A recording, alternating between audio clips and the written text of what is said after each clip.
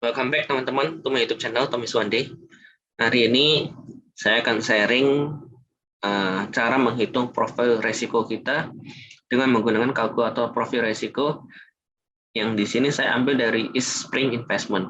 Ini bisa dilihat website-nya di sini https www.eastspring.com. Kita klik aja.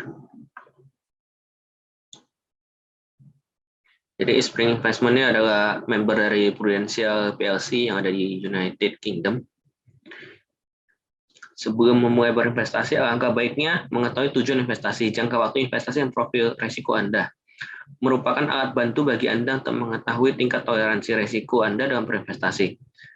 Dari hasil pengecekan kuesioner ini, investor dapat kemudian menentukan instrumen investasi yang sesuai dan diharapkan dapat secara optimum memenuhi kebutuhan untuk mencapai tujuan keuangan investor. Luangkan waktu sekitar 3-5 menit untuk mengisi kuesioner profil risiko berikut dengan memilih jawaban yang Anda anggap paling tepat. Jadi, penting bagi kita untuk kita pahami profil risiko kita sebelum berinvestasi. Ada orang yang profil risikonya katakanlah misalnya konservatif, tidak bisa menahan kegelisahan kalau tiba-tiba market fluktuatif. Ada yang moderat, nggak apa-apa fluktuatif tapi masih nyaman. Ada yang agresif itu seberapa fluktuatif pun tidak masalah, malah semakin adrenalinnya semakin terpacu gitu kan. Nah, investasi itu selain tergantung profil risiko, di sini juga saya setuju sekali itu sangat tergantung tujuan keuangan kita.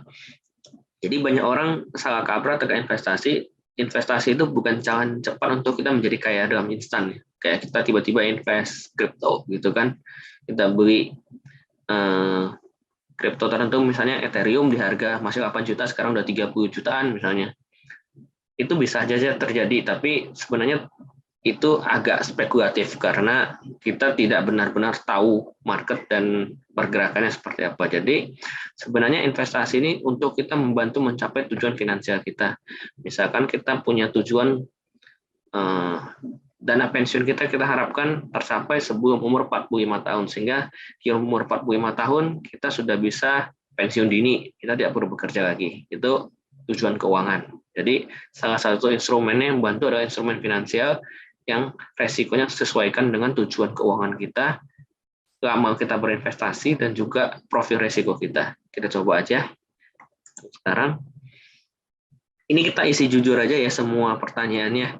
Seberapa paham Anda mengenai reksadana? Sangat baik, kalau saya merasa sangat baik. Ini kalau teman-teman merasa baik atau terbatas, sangat terbatas, diisi sesuai dengan kenyataannya aja ya. Selanjutnya, sudah berapa tahun Anda berinvestasi di reksadana? Saya sendiri pertama kali mulai di reksadana itu 2014 ya. Berarti udah lebih dari 3 tahun.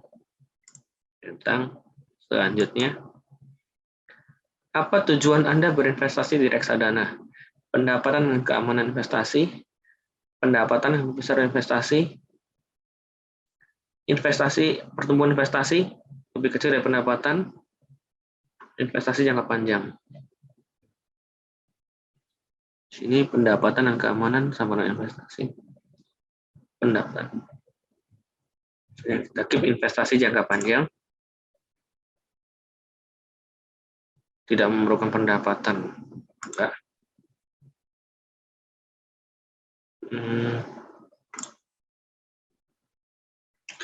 Pertumbuhan investasi kecil pendapatan. Tujuan utama adalah peningkatan investasi sebagian untuk pendapatan. Next. Berapa lama rencana Anda untuk mencairkan seluruh reksadana Anda?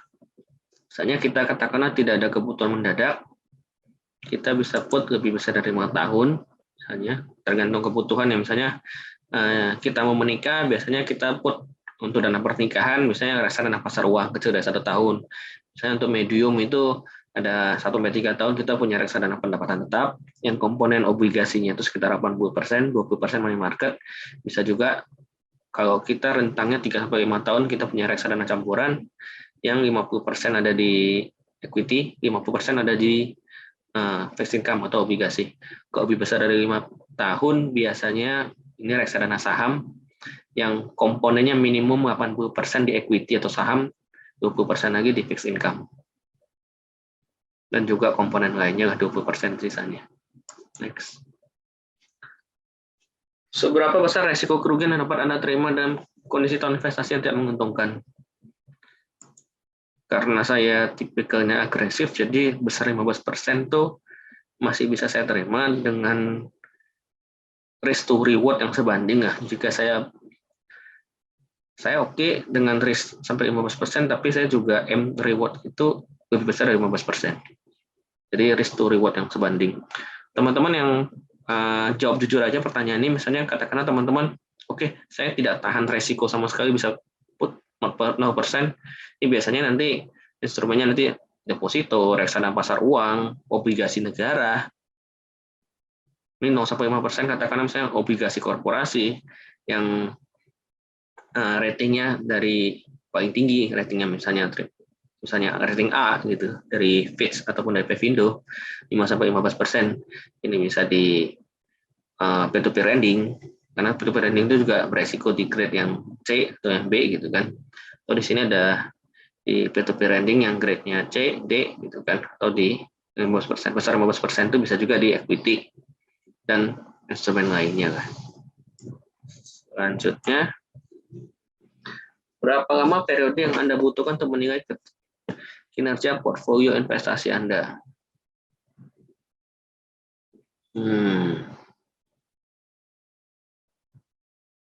Saya sendiri menilai portofolio saya itu sebulan atau 3 bulanan ya, karena kita perlu melakukan rebalancing ya.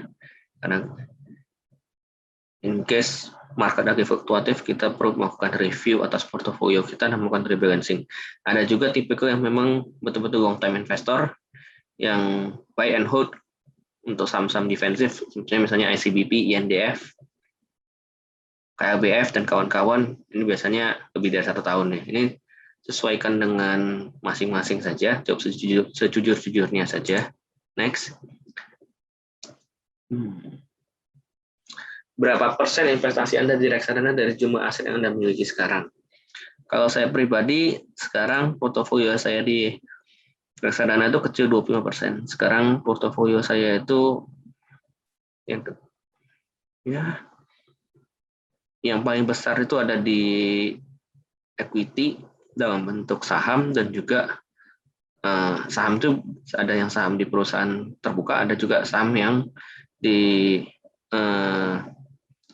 equity crowdfunding ya, yang ada di urun dana.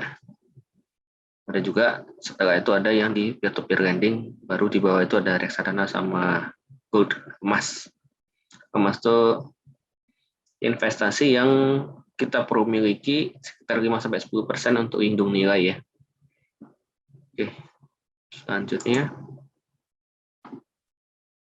di sini kelihatan profil resiko saya agresif, benar. Catatannya untuk agresif, return atas portofolio investasi adalah tujuan utama Anda. Anda bersedia menerima fluktuasi atas investasinya untuk memperoleh hasil investasi yang lebih tinggi.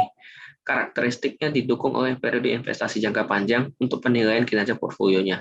Anda dapat memilih jenis investasi yang tingkat pengembalian dan tingkat resikonya tinggi seperti reksadana campuran dan atau reksadana saham, tetapi tidak disarankan untuk menempatkan seluruh aset investasinya pada reksadana saham. Jadi ini contoh instrumen yang ditawarkan lah menurut dia. Kalau saya pribadi sebenarnya untuk agresif itu secara teorinya lebih cocok di reksadana saham ataupun juga di saham langsung. Itu seperti itu ya. Kalau reksadana campuran tuh masih moderat, masih bisa ya reksadana campuran ya. Oke. Ini contoh reksadana dia. Ini saya tidak invest di sini ya, kebetulan. Saya ada invest di reksadana di Bibit, bisa lihat di vlog saya sebelumnya. Bisa juga join dengan menggunakan kode referral dari saya, nanti akan dapat gratis cashback dengan menggunakan kode referral saya. Ya itu aja sharing saya hari ini terkait profil risiko. Semoga bermanfaat, teman-teman sekalian bisa langsung coba sendiri ya untuk menghitung profil risiko teman-teman sendiri dengan mengisi kuesioner yang sudah disediakan di Eastspring Investment ini ya. Dan hasilnya teman-teman akan bisa lihat sendiri, di sini ada sangat konservatif, moderat, dan agresif. Mungkin itu aja sharing saya hari ini. Jangan lupa like, share, komen, dan subscribe jika video ini bermanfaat.